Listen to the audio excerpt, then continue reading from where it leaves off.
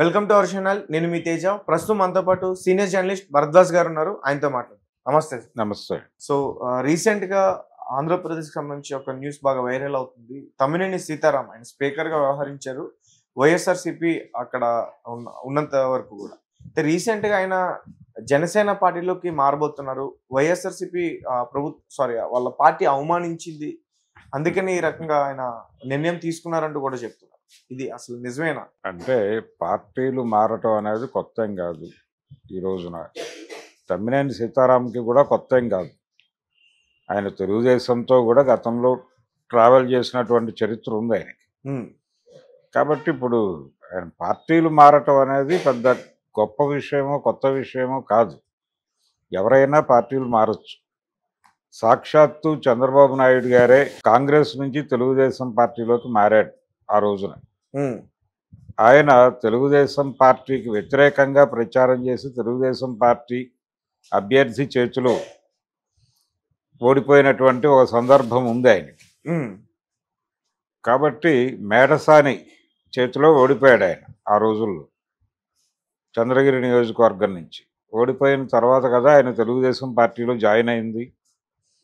ఇలా పార్టీలు మారటము అనేది తప్పేం కాదు. రెండోది, అధికారం కోల్పోయిన తర్వాత పార్టీలు మారటం అనేది సర్వసాధారణమైనటువంటి వ్యవహారం.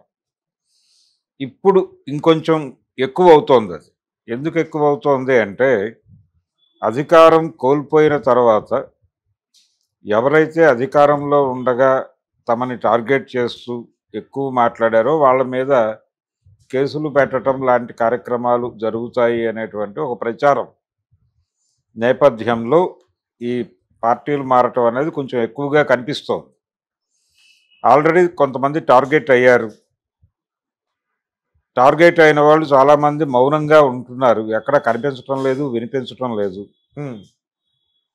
ఆంధ్రప్రదేశ్లో కూటమి ప్రభుత్వం అధికారంలోకి వచ్చిన తర్వాత కొడాలి నాని ఎక్కడా కనిపించడం లేదు, వినిపించడం లేదు. అలాగే ఆయన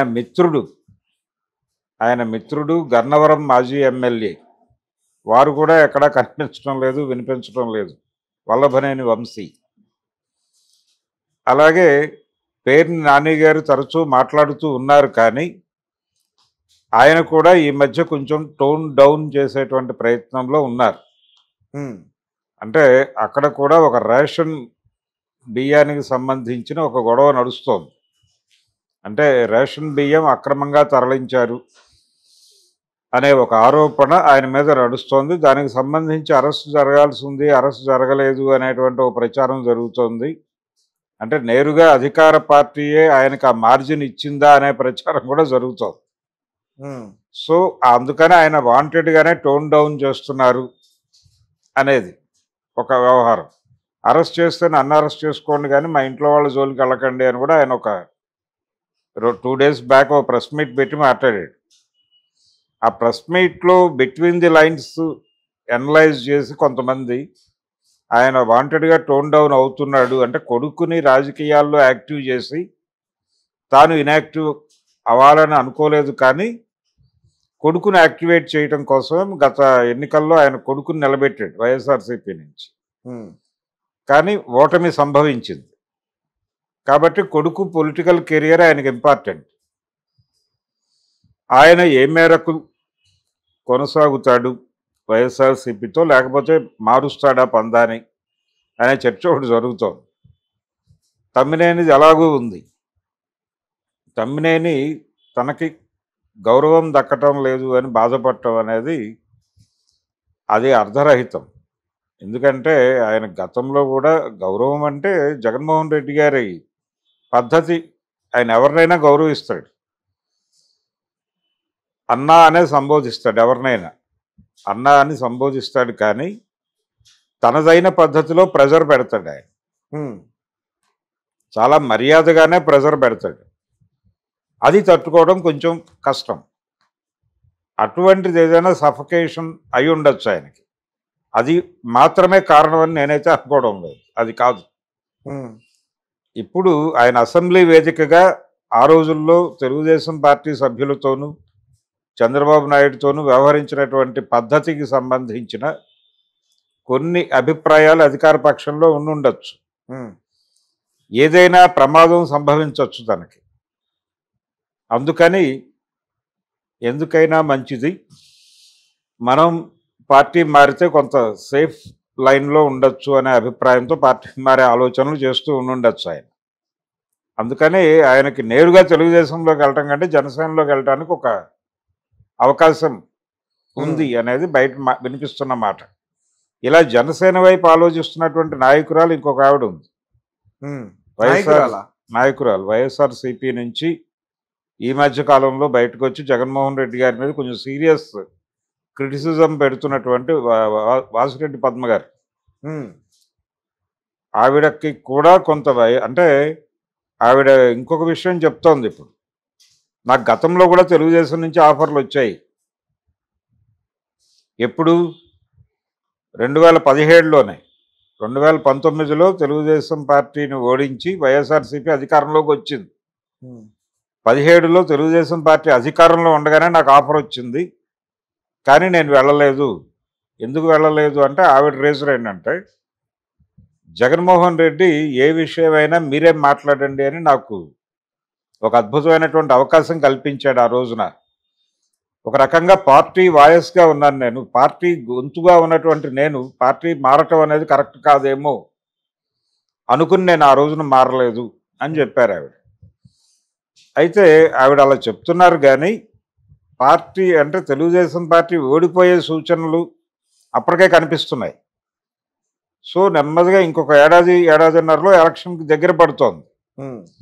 వైఎస్ఆర్సీపీకి ఛాన్స్ ఉండే అవకాశం ఉంది అనే మాట కూడా వినిపిస్తోంది ఆ టైంలో. ఈ టైంలో పార్టీ మారడం కరెక్ట్ కాదు అనేది ఆవిడ ఊహ అయి ఉండొచ్చు. అయితే ఫ్యామిలీ నుంచి, తన కుటుంబం నుంచి, తన తల్లిదండ్రుల నుంచి కూడా ప్రెజర్ వచ్చిందని చెప్తున్నారు ఆవిడ. ఇప్పుడు ఆ రోజున చెప్పలా, ఇప్పుడు చెప్తున్నారు.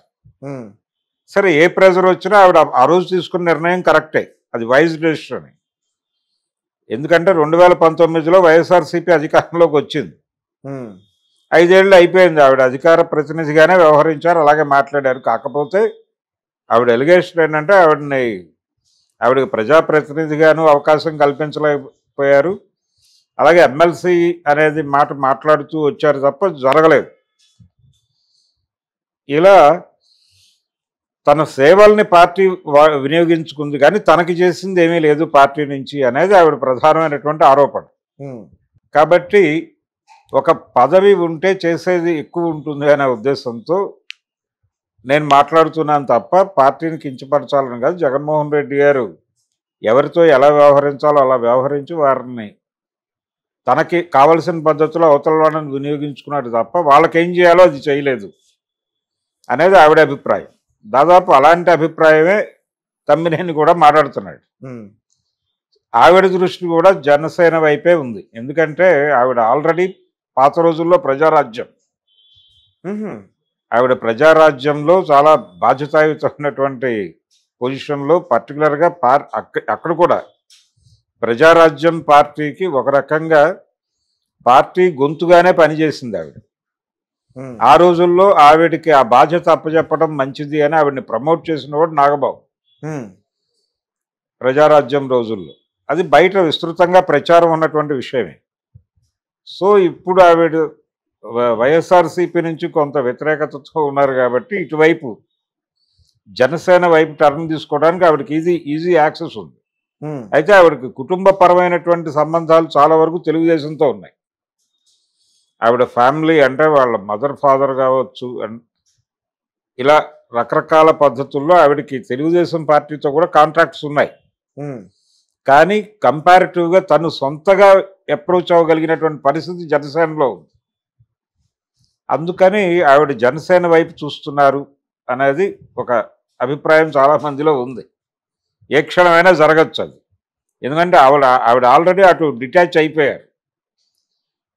అయిపోయారు కాబట్టి ఎటో ఒకటి అటాచ్ అయ్యేటువంటి ఛాన్సెస్ ఉన్నాయి. తమ్మినేనిది ఇంకా స్థిరీకరణ జరగల, స్పెక్యులేషన్లోనే ఉంది. జగన్మోహన్ రెడ్డి గారు ఎవరన్నా వెళ్ళిపోదలుచుకుంటే ఇప్పుడు వాళ్ళని పట్టుకుని పాకులాడాలనో వెంపర్లాడాలనో వాళ్ళని కంట్రోల్ చేయాలనో అభిప్రాయాలతో అయితే లేడే. ఎవరు ఎలా వెళ్ళిపోయినా మనకి పెద్ద ప్రమాదం ఏం లేదు. ఇప్పుడు ఇమ్మీడియట్గా ఎవరి బోటు వాళ్ళు చూసుకుంటారు, ఎవరి జీవితం వాడిది అన్న పద్ధతిలోనే ఆలోచిస్తున్నాడు ఆయన. నిజానికి వాళ్ళిద్దరూ కొంచెం సీరియస్గా ఉన్నారు. వల్లభనేని వంశీ, కొడాలి నాని వాళ్ళిద్దరూ కొంచెం సీరియస్ టార్గెట్. వాళ్ళు కూడా పార్టీ మారిపోతారనే ప్రచారం జరిగిపోతుంది, కానీ వాళ్ళని అకామిడేట్ చేసే పరిస్థితి ఉంటుందా తెలుగుదేశంలో అనేది అనుమానం. అంటే గతంలో కూడా దేవినేని నెహ్రూ గారు కాంగ్రెస్ పార్టీలోకి వెళ్ళిన తర్వాత ఆయన చాలా సందర్భాల్లో తిరిగి టీడీపీకి రావాలని అనుకున్నప్పటికీ టీడీపీలో అనుకూలత లేకపోవడం వలన ఆయన అలా ఉండిపోయాడు అని అనేవాళ్ళు ఆ రోజుల్లో.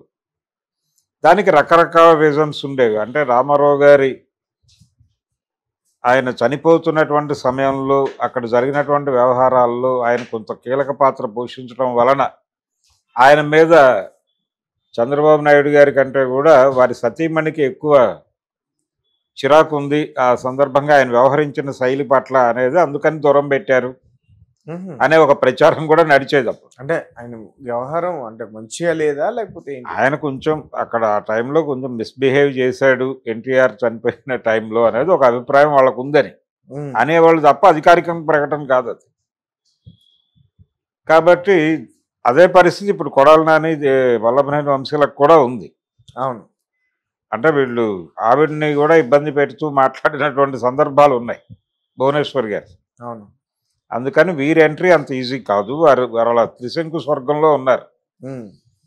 అయితే తమ్మినేనికి వాసిరెడ్డి గారికి పెద్ద ఇబ్బంది లేదు. వారు ఏ క్షణమైనా షిఫ్ట్ అయ్యే ఛాన్సెస్ ఉన్నాయి.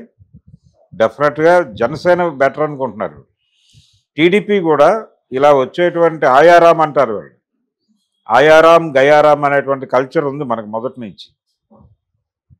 ఈ వచ్చేటువంటి వాళ్ళని నేరుగా తెలుగుదేశం పార్టీలోకి తీసుకోవటం కన్నా కూడా కూటమితో లింక్ అయినటువంటి రెండు పార్టీలు ఉన్నాయి. భారతీయ జనతా పార్టీ ఉంది, అలాగే జనసేన ఉంది. అక్కడ ఎక్కడైనా అకామిడేట్ చేసి ఆశీర్వదించాలనే ఆలోచన కూడా టీడీపీకి ఉంది. ఇమ్మీడియట్ బర్డెన్ ఉంటుంది. ఇప్పుడు టీడీపీలోకి నేరుగా తీసుకుంటే వీళ్ళు ఆల్రెడీ ప్రాతినిధ్యం వహిస్తున్నటువంటి నియోజకవర్గాలకు ఎమ్మెల్యేలు కూడా కొంచెం సఫకేట్ అయ్యేటువంటి ప్రమాదం ఉంటుంది. అందుకని వీళ్ళని ఎక్కడో చోట అకామిడేట్ చేసి జగన్ని ఒంటరి చేయటం అనేది వ్యూహం. ఆ వ్యూహంలో భాగంగా ఈ అకామిడేషన్స్లో భాగంగా మేబీ అన్ని ప్రాపర్గా జరిగితే తమ్మినేని సీతారాంకి జనసేన ఆశీర్వాదానికి వీళ్ళు ప్రమోట్ చేయవచ్చు. అలాగే వాసిరెడ్డి పద్మ గారు కూడా ఆవిడ జనసేన ప్రవేశమే ఉంటుంది అని నమ్ముతున్నారు అందరూ. మళ్ళీ ఒకసారి నాగబాబు గారు బాధ్యత తీసుకుని ఆవిడకి ఒక పార్టీ అధికార ప్రతినిధి లాంటి ఒక బాధ్యత అప్పచెప్పే ఛాన్స్ ఉందని కూడా బయట వినిపిస్తోంది. అది కూడా అతి త్వరలో జరగచ్చు అని అంటున్నారు. చూద్దాం ఎలా జరుగుతుందో. కానీ వైసీపీ నుంచి వలసలు కాన్షియస్గానే ఉంటాయి. నిజానికి గతంలో 2014లో తెలుగుదేశం పార్టీ గెలిచినప్పుడు కూడా దాదాపు 23 మంది ఇలాగా మారారు వైసీపీ నుంచి టీడీపీకి మారారు. తర్వాత రోజుల్లో వైసీపీ 2019 అధికారంలోకి వచ్చినప్పుడు ఇటు నుంచి అటు వెళ్ళడానికి కూడా చాలామంది ప్రయత్నాలు చేశారు. ఇది సహజమే, ఇది అబ్నార్మల్ ఏం కాదు. అయితే ఈ 11 సీట్లకి పార్టీ పడిపోవడం అనేది కొంచెం ఎక్కువ టెన్షన్ పెడుతోంది.